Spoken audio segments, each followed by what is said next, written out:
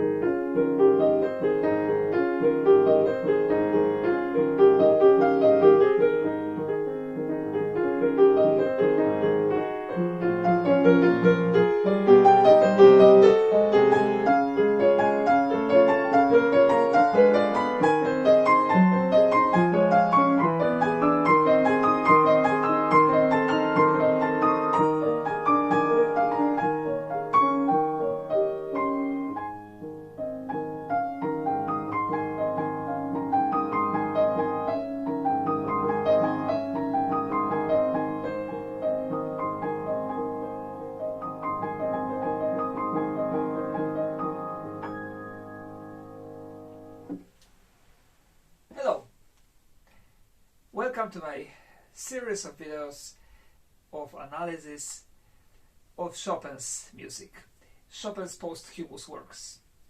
Today, Presto con Legerrezza, the piece that also has a title Prelude, but in my edition, the National Jan Ekiev edition, I read that the title Prelude employed hitherto is most unlikely to be Chopin's most unlikely. So probably it's not Chopin's title. I stick to Presto con Legerrezza. Why I played this slowly after I played it fast? This video is about analysis, so the goal of this video is that after you watch it, you will never listen to this piece in the same way. That's the goal of all the analysis of all Chopin's music that I made, and I'm still kind of finishing. As you maybe know, because I assume that most of you are not here for the first time. So I played it slowly because when we hear it in the final tempo, we don't really know what's going on. It's extremely hard to get everything that Chopin put in this very short piece. When we listen to it on the one time, and especially when we listen to it for the first time, because in my opinion, the impression is a big mess, a lot of notes, very fast. What is really going on here?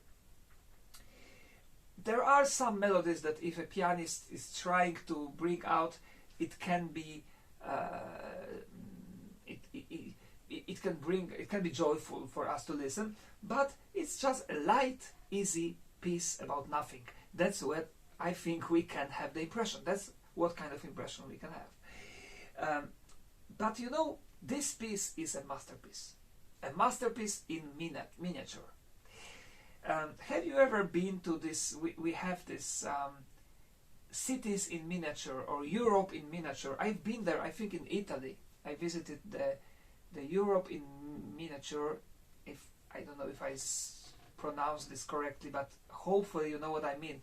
You enter the so-called Europe, and you have the Eiffel Tower, which is extremely small, but exactly the copy of the big one. You have the tower in Pisa in Italy. You have the Colosseum in Rome. You have the White House, if it's not Europe only, but it's the whole world. You have, I don't know, the Sydney Opera House. Everything very small, very cute, exactly like it is in real life, but a very, very small. We also have these models that we can produce, we can make ourselves, you know. This reminds me of this piece. This piece reminds me of these places, because I will show you today that it's a masterpiece. It's a geniusly constructed piece in miniature.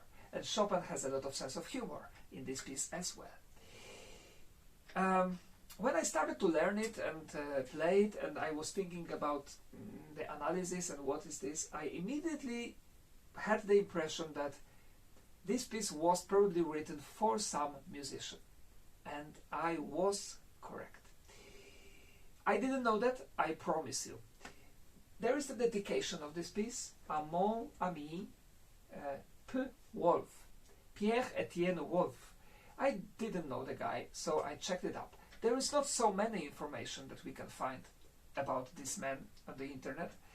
I found it in Wikipedia a little, and I also found it in some French language short biography note, because he was a pianist, so a musician, student of Franz Liszt. Originally he came from Switzerland. He was born in Switzerland, he was Swiss. He must have been Chopin's friend, because Chopin didn't use a word friend in his dedications too often. He even didn't call Robert Schumann his friend. He called it Monsieur, so Mr. Robert Schumann.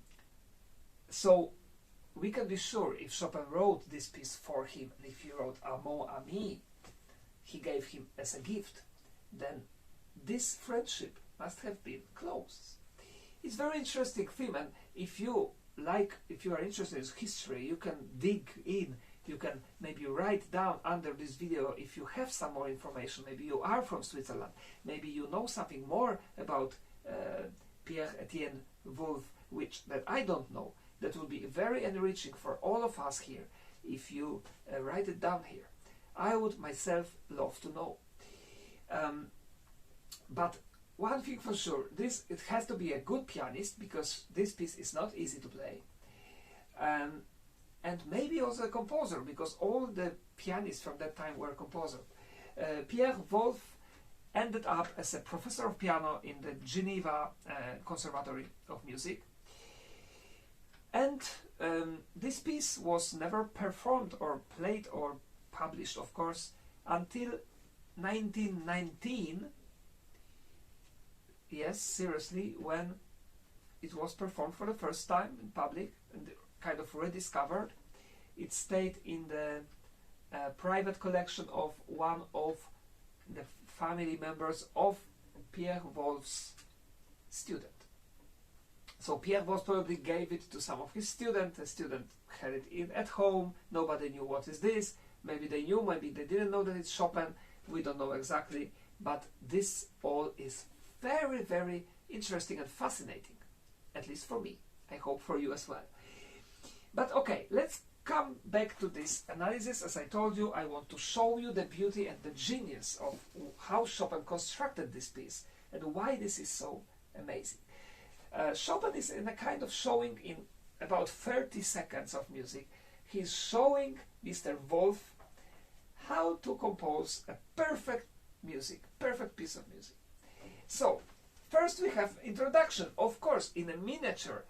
Only one note. The end. That's the introduction. And then what we have? We have the first theme. The first theme is sounds like this. Listen.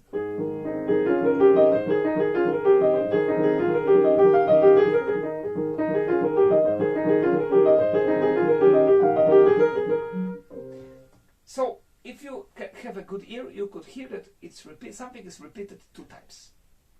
Yes. So a very traditional phrase. Very good. And a very typical Chopin's phrase. Do you remember, if you know my videos, I was telling you about how Chopin was constructing phrases. Short, short and long. Short. Short. And long. Short. Short. And long. And so on. So, typical Chopin. We can find it everywhere in Chopin's music. This is like the most popular piece, so that's why I'm showing it here. Here we have the same thing. Just listen. Short. Short. Long. Short. Short. Long. And that's the end. And then immediately we have, my friends, the second theme. More lyrical second theme. Listen to it, and then let's see how it is constructed.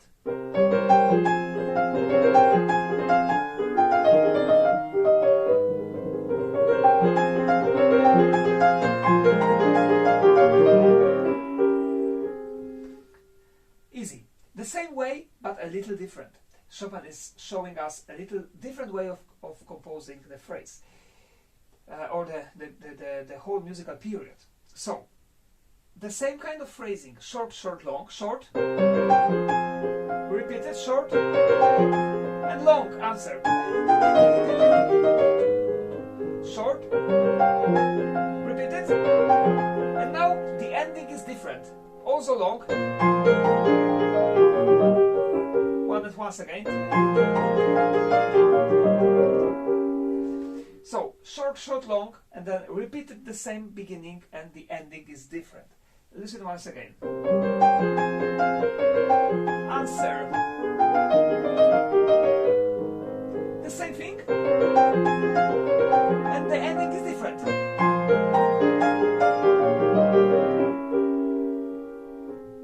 We are coming back to the beginning of the piece, but it's a little bit different because Chopin adds accents here. Listen.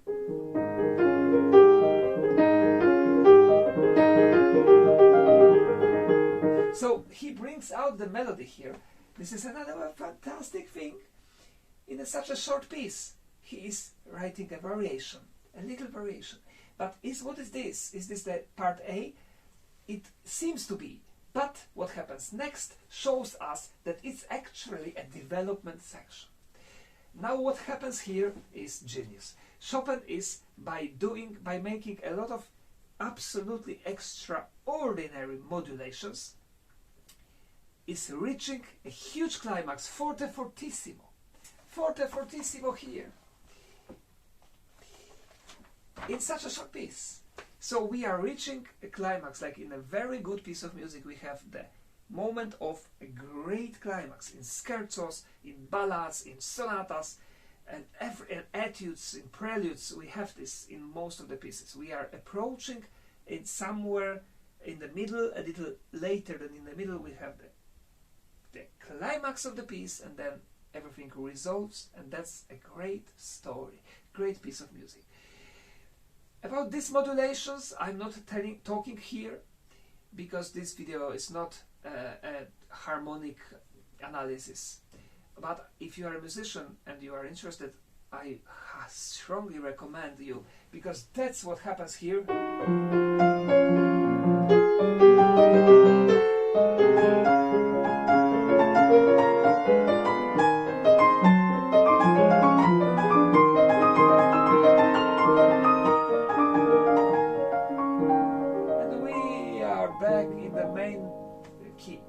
It is absolutely amazing. Chopin is using a lot of different musical words in miniature. So anyway, how to listen to the development section? We take a deep breath. We are inhaling slowly. We reach the climax, and then there it is. Let's listen to this. First, the first theme. And now from here we start to build the energy. More, more, more, more, more, more, more, more, more, and less. And now exhaling. Genius, fantastic, perfectly balanced, like in Mozart music. Listen again.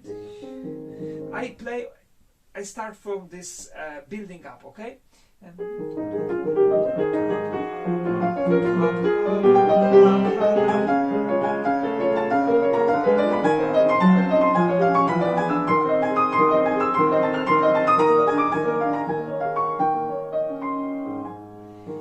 then we have the recapitulation.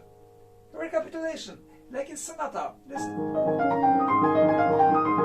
And then a little change.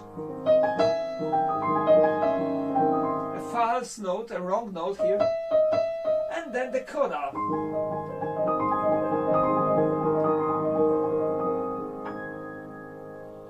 So we don't have anymore the second theme. So, well, this is one of the interpretation. Of course, we can also say that it's a rondo. We could consider this as a rondo. You know what rondo is. There is a refrain and there are couplets. So the rondo, then there would be a refrain, this.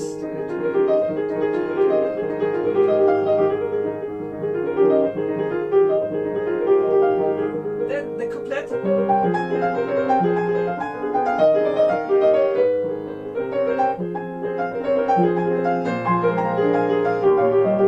And the part A again.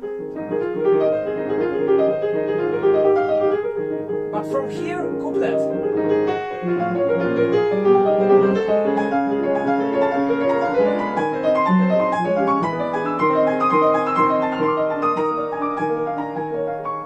And part A again.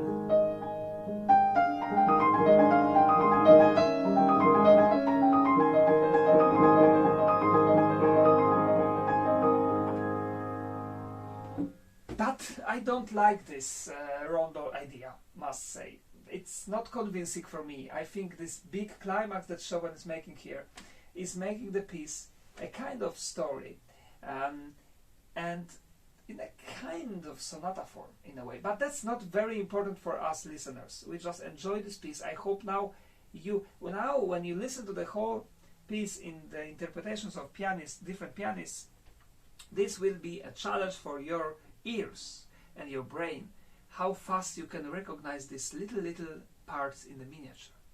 So now I play it for you again and try to focus and try to get these phrases, because I think when you will listen to this piece like that, it's so much more fun. We suddenly understand. Okay, so let's listen.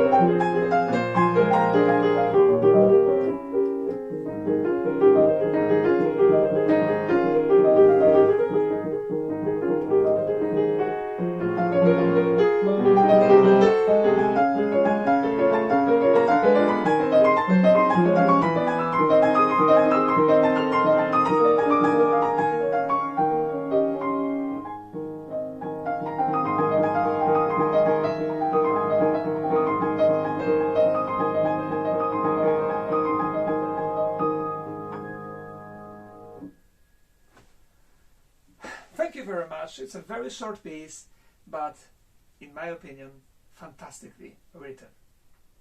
This is also a discovery for me, because I never treated this piece seriously. Now I am. Thank you very much and see you in my next videos. Bye bye.